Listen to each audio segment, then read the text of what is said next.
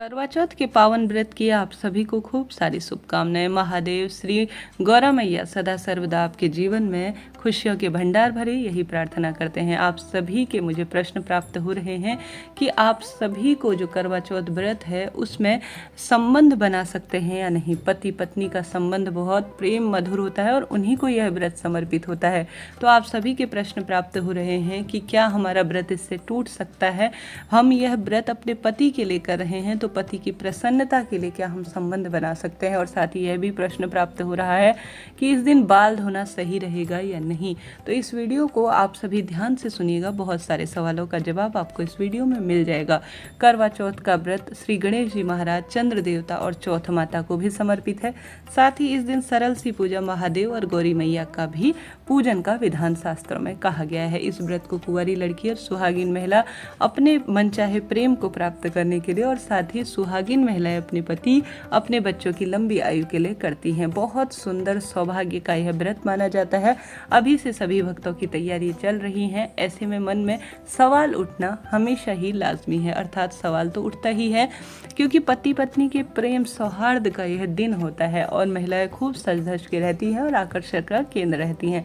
तो ऐसी स्थिति में आप सभी सबसे पहले यह जान लीजिए कि इस दिन बाल धोने चाहिए या नहीं। उसके बाद हम जानेंगे कि पति पत्नी इस दिन संबंध बनाए या नहीं। आप सभी जानते होंगे कि कोई भी व्रत हो कोशिश करनी चाहिए। इस बारे में भी कई अलग अलग क्षेत्रों में अलग अलग राय जुड़ी हुई है।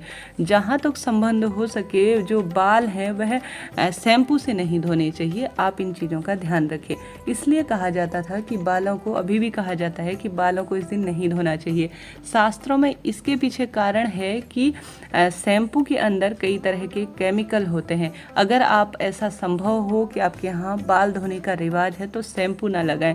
ऐसा शैम्पू चुनें या ऐसी प्राकृतिक चीज़ें चुनें जिनमें जो है अंडा जो है और साथ ही किसी ऐसे द्रव्य का प्रयोग न किया गया हो जो व्रत को खंडित करे। आपने देखा होगा अंडा जो है विशेष रूप से साबुन, शैम्पू इत्यादि में प्रयोग आजकल होता है बालों को चमकीला बनाने के लिए, जिस कारण से व्रत खंडित हो जाता है। इस कारण से कहा जाता है कि व्रत के दिन बाल नहीं धोएं। एक दिन पहले आप नहाए खाए अर्थात बाल इत्यादि धो लें।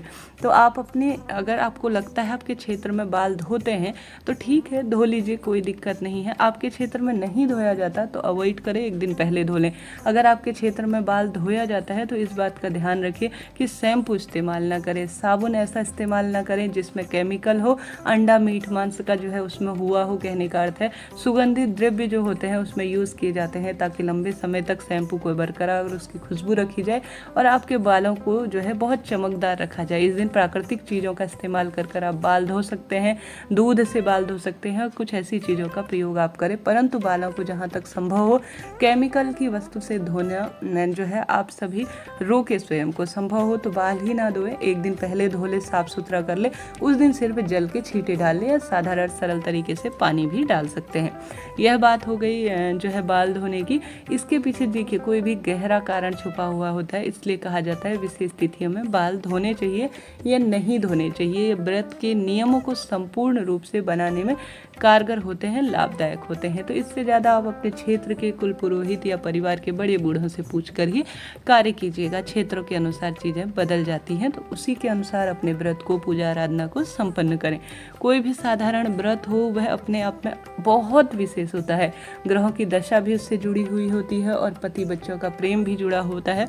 खासतौर पर कोई महिला कोई कार्य करती है तो उसका सुख उसके पूरे परिवार को मिलता ही है। तो यह बात हो गई। अब जान लेते हैं पति पत्नी को इस दिन क्या संबंध बनाना चाहिए या नहीं।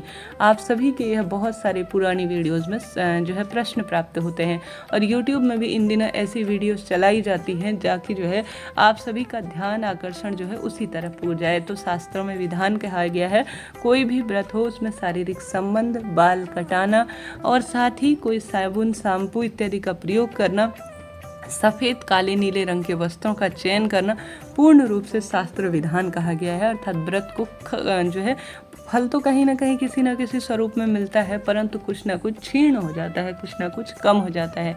आप सभी को प्रयत्न करना चाहिए जब भी आप कोई भी व्रत करें, खासतौर पर करवा चौथ का व्रत जो कि पावन व्रत है, इस दिन जो है शारीरिक संबंध बनाने से स्वयं को रोकना चाहिए।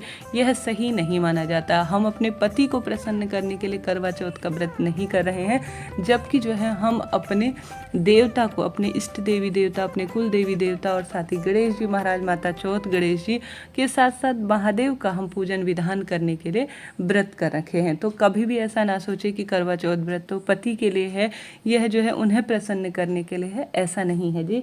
अपने जो है भगवान को प्रसन्न करने के लिए हम यह व्रत कर रहे हैं।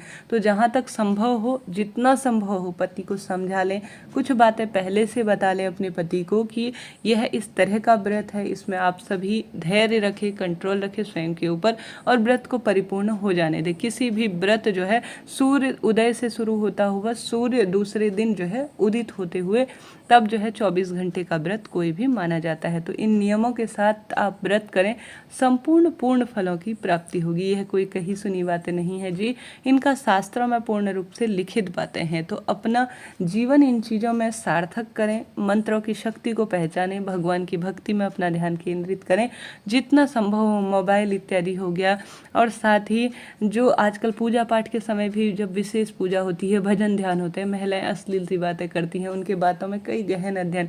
भगवान की भक्ति का अर्थ होता है भगवान, उपवास का होता है अर्थ होता है उपवास, अर्थात भगवान के आसपास वास। तो आप सभी तप की श्रेणी में है, भगवान की जो है श्रेणी में है, आप भगवान की तपस्या की श्रेणी में है। तो जितना संभव हो इन चीज़ों को इस तरह के मन में विचार ही न लाए, अपने मोबाइल में या अपने आसपास ऐसे लोगों को ना रखें, अपने मोबाइल में ऐसी वस्तु को ना रखें या मोबाइल में ऐसी चीज़ों को लगाएं ही ना। कोई भी चीज़ आता है नो इंटरेस्टेड तरीके से आप उन चीज़ों को कर दें, दोबारा वह आपके मोबाइल में नहीं दिखेंगी। इन चीज़ों की तरफ जितना ध्यान जाता है उतना आकर्षण बढ़ता है। तो इन चीज़ों का ध्यान रखें। इस दिन लाल पीले रंग के वस्त्रों का चयन करें, बहुत सुंदर प्रसन्न मुद्रा में रहे, कलह कलेश इत्यादि करने से बचें। महिलाएं क्या करती हैं कि पहले से आईब्रो, हेयर कटिंग इत्यादि नहीं कर पाती किसी टाइम से, या उन्हें ऐसा शौक चस्का सा चढ़ा रहता है। आधुनिकता के दौर में करवा चौथ को एक फैशन के तौर पर ले लिया गया है। तो आप सभी इस दिन बाल काटने से, आईब्रो बनाने से, इन चीज़ों से रोके, लाल पीले रंग के ही कपड़े पहने और बहुत प्रसन्न चित्त अवस्था में रहे। छोटी छोटी बातों में अगर आपसे भूखा प्यासा आप रह रहे हैं, उत्तम है, बहुत सुंदर बात है, परंतु किसी भी तरह से कलह कलेश को करने से बचें। जितना आपसे व्रत हो पाता है उतना ही करने का प्रयत्न करें। यह नहीं कि मैं यह भी कर लूँ वह भी कर लूँ जिस कारण से फिर तबीयत खराब हो जाए, ऐसा ना करें। सरलतम तरीके से अपने लिए नियम निर्धारित करें। पहले ही चैनल पर वीडियो आ चुका है कि आप सभी करवा चौथ का व्रत पहले करें या नहीं, इस वीडियो में बताने की आवश्यकता नहीं है। आप कहेंगे तो वह वीडियो आपको दोबारा से दे दिया जाएगा, तो कृपया उस वीडियो को भी जरूर से देखिएगा। इस तरह से यह जानकारी थी।